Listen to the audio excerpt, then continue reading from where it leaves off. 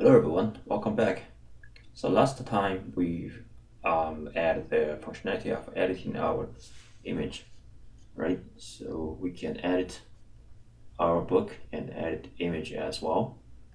And in this lesson, we'll try to add this delete functionality because right now you can see there's nothing really, works. So this remove, function comes directly on this view book list component. So that should be residing in the book list component as well. So we can start to write the remove book method. So let's add a method called remove selected books. Well, actually, let's do it later. Let's create a method called open dialog. And what does this dialog do? Well, as you can guess, it's just to confirm whether you want to delete the book, right? So this is gonna use something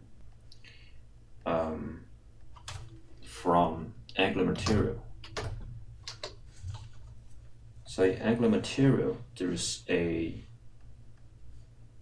component called dialog. So this is the documentation for that. Basically, there are some options you can do to give this dialog. Okay, here are examples. You can see there are two components and examples here. Launch dialog, option 1, option 2. Okay, and here is source code. You can browse through them as you want. So basically, we're gonna leverage that component, and we need to import some new component part. It's called md dialog, md dialog ref. Okay, so md is Angular material. This would be from Angular material. And after that, we're gonna initialize a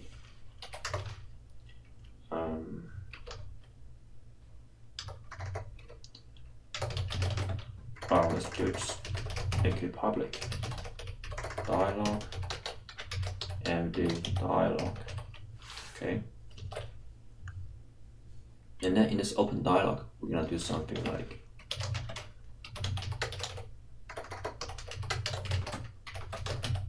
let dialog ref equals to this dialog dot open dialog result example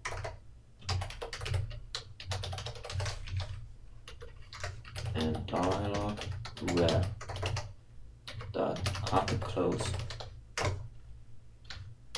dot subscribe, and this would be result.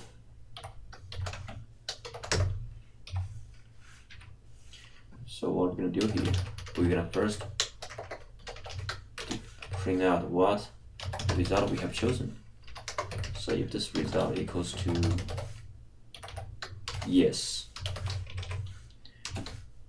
we're gonna call this dot remove book list, while remove book service dot send book id dot subscribe.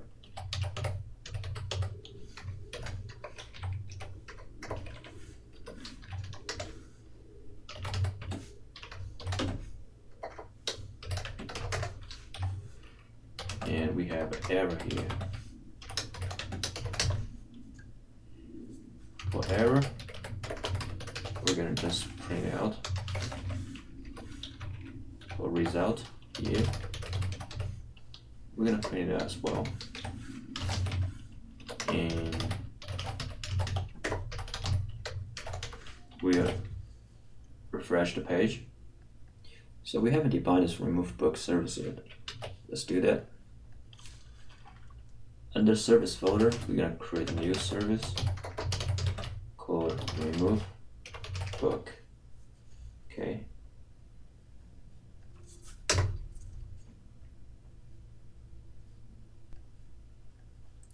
And we're gonna go to our app.module.ts, remove book service, remove book, and add it to the provider list.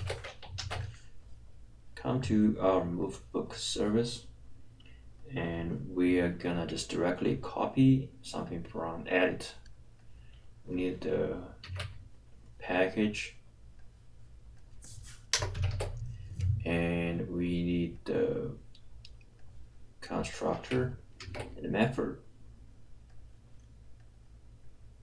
Okay, so instead, this book, we're gonna have book ID, and this would be a number, and this one would be remove. We don't need to post stringify the book, but the book ID will do. Then let's come back to our book list component. Let's import this service. Okay.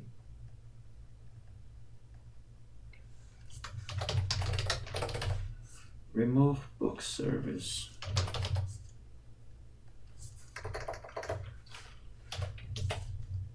And we're going to define that service here.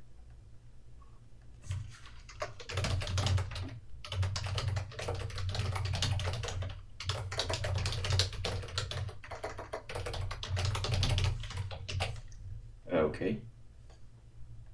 The next thing is we need to implement this dialog result example dialog. This is something new, okay? Let's scroll down to the bottom. We're going to define a new component.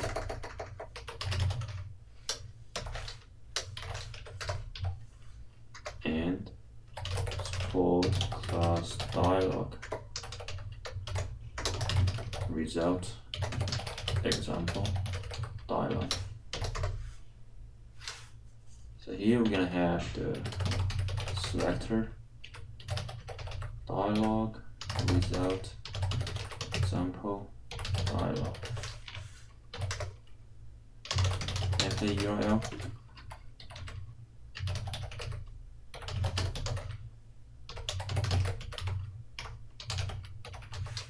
.html.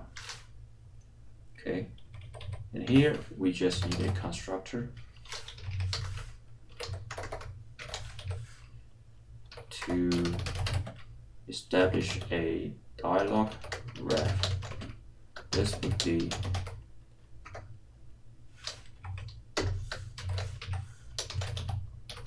dialog result example dialog. Okay.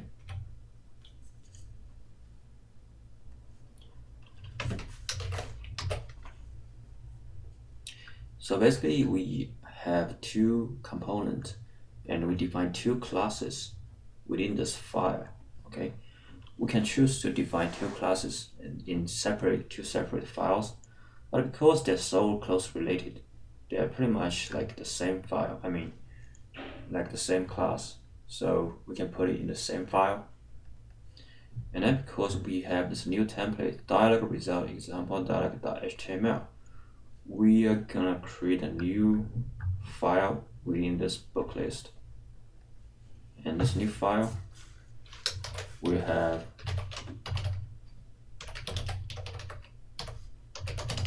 title,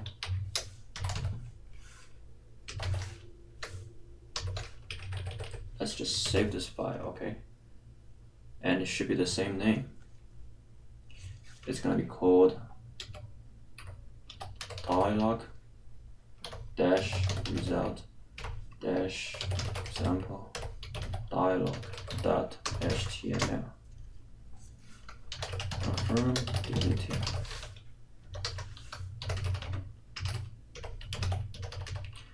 And here we have the dialog content. Are you sure you want to delete have the options.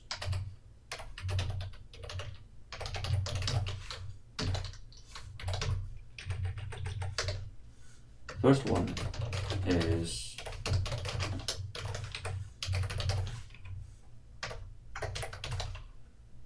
dialog wrap.close with the value as yes. We should use single quote to avoid conflict.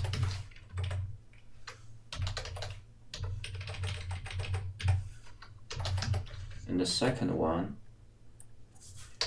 would be no. Okay, and we have a mapping here.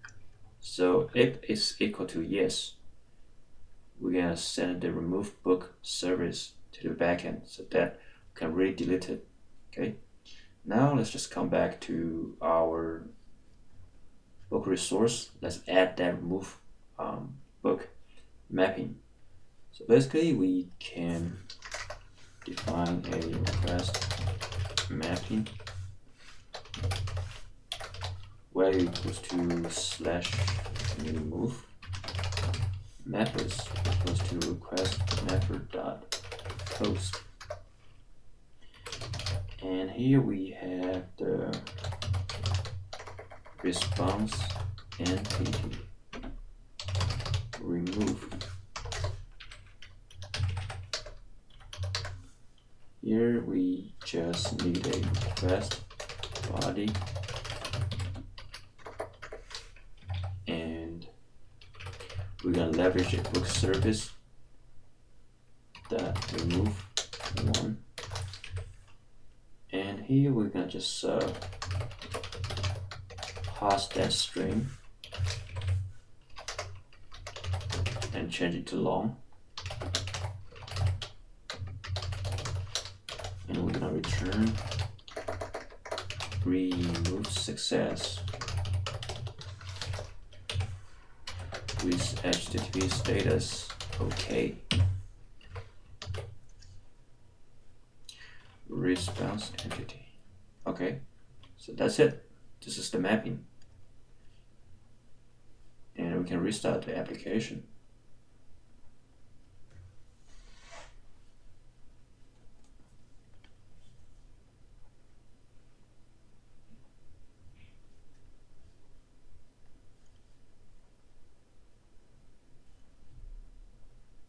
Alright, it's restarted. Let's just come back and let's just log out, log in again.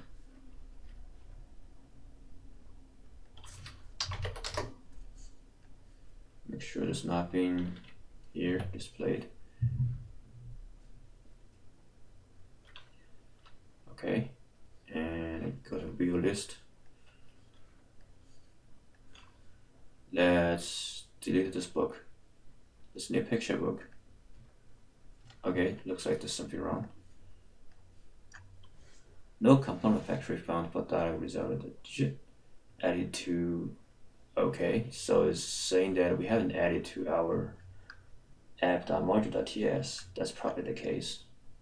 So first, come to this book list component.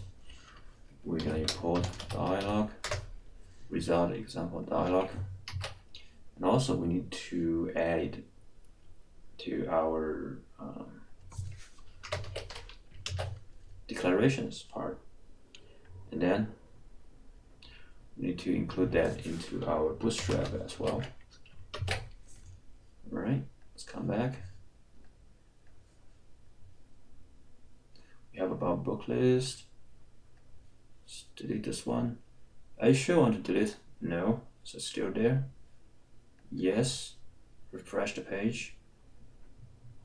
And it's gone. Okay, so one thing to think about here. Why do we need to refresh the page after we delete? Well, let's take a look at not this one. Okay, this is previous result.